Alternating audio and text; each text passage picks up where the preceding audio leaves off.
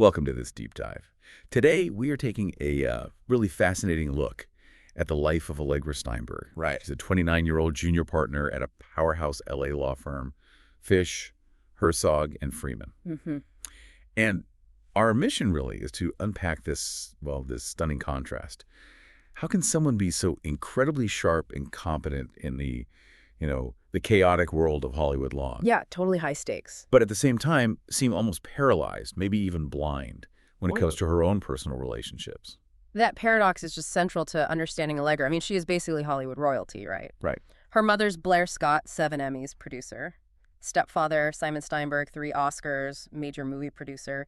And the sources really emphasize he's a genuinely decent guy. Okay. So Allegra's running this huge professional operation, managing massive clients, multi-million-dollar deals.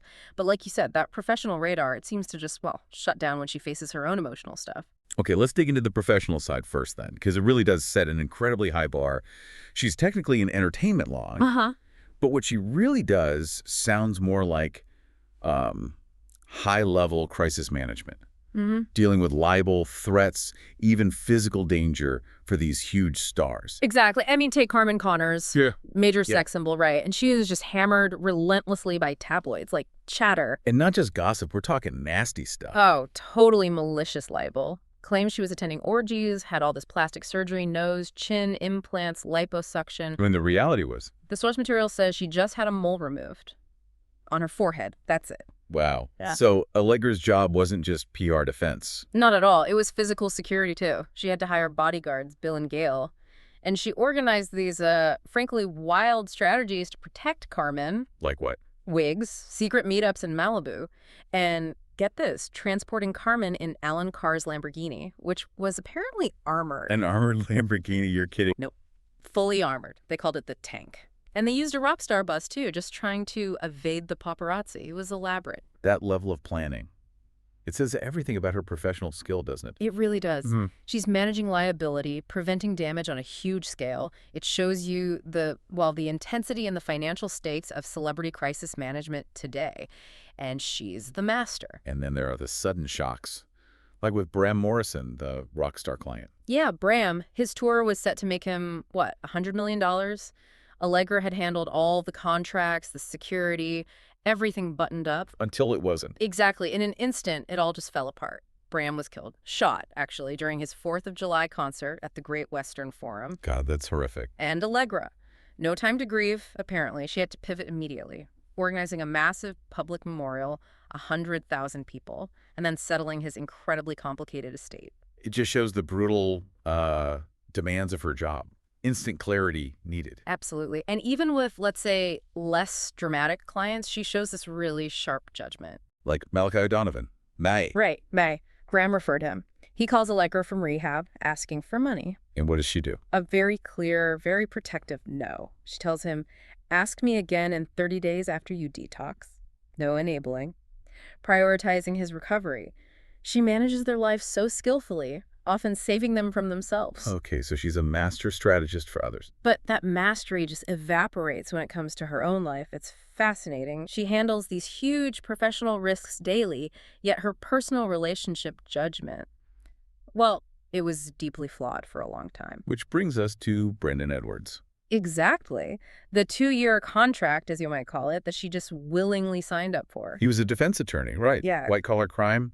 Seems like a different world. Very different. And he apparently made sure she knew it, described as tightly coiled, serious, and he often dismissed her work, acting like he did real law. So what was the destructive pattern there? It lasted 2 years. It was all about distance, constant enforced distance. He just wouldn't integrate into her life, her world. Like refusing to go to industry events. Yeah, exactly. She had to take her friend Alan Carr to the Golden Globes instead of him. But the really damaging part, according to the sources, was after they were intimate. What happened? He'd go home to his own apartment every time, leaving her feeling, and these are the words used and discarded. Wow.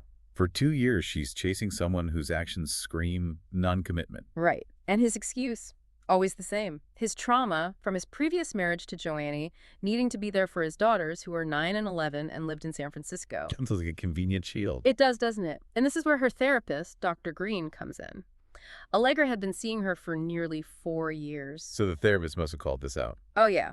Dr. Green was pretty direct, said 2 years is not a rush, basically telling Allegra that Brandon was likely unable to make the kind of commitment you want. The analysis was right there. But Allegra couldn't act on it. She admitted why.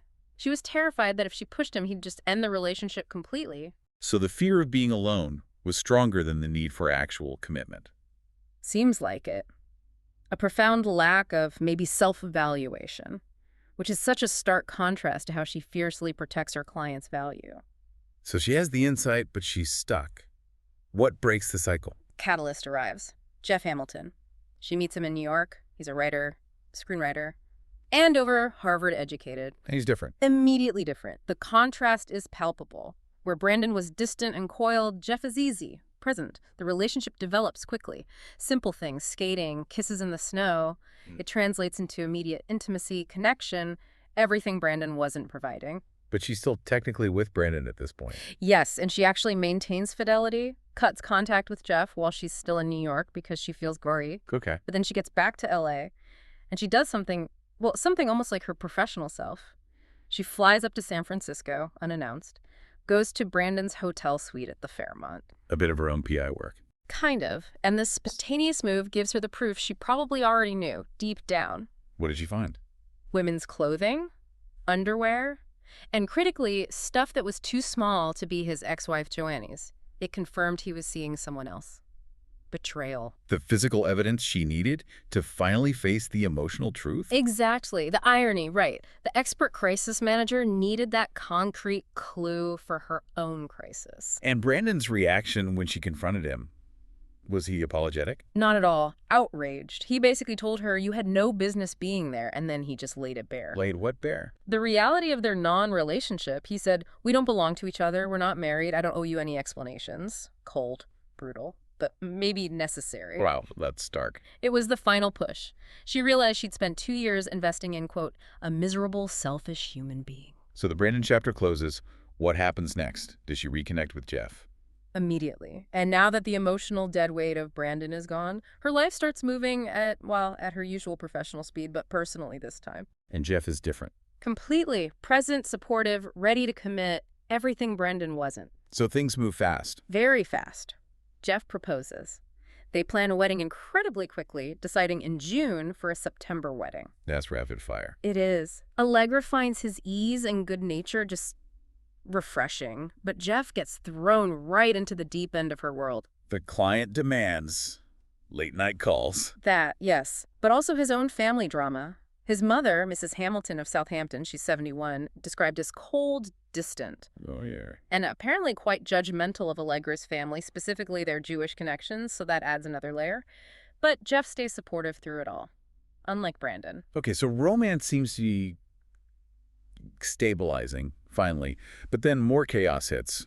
Closer to home this time. Right when things seem on track, yes. Oh. Her younger sister, Sam, who's only 17, reveals she's pregnant. Oh, wow.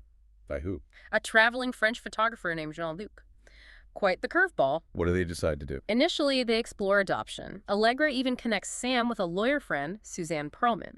But Sam changes her mind. She does. She decides to keep the baby, but then things turn nasty. The couple who are hoping to adopt... The Whitmans. Yes, the Whitmans.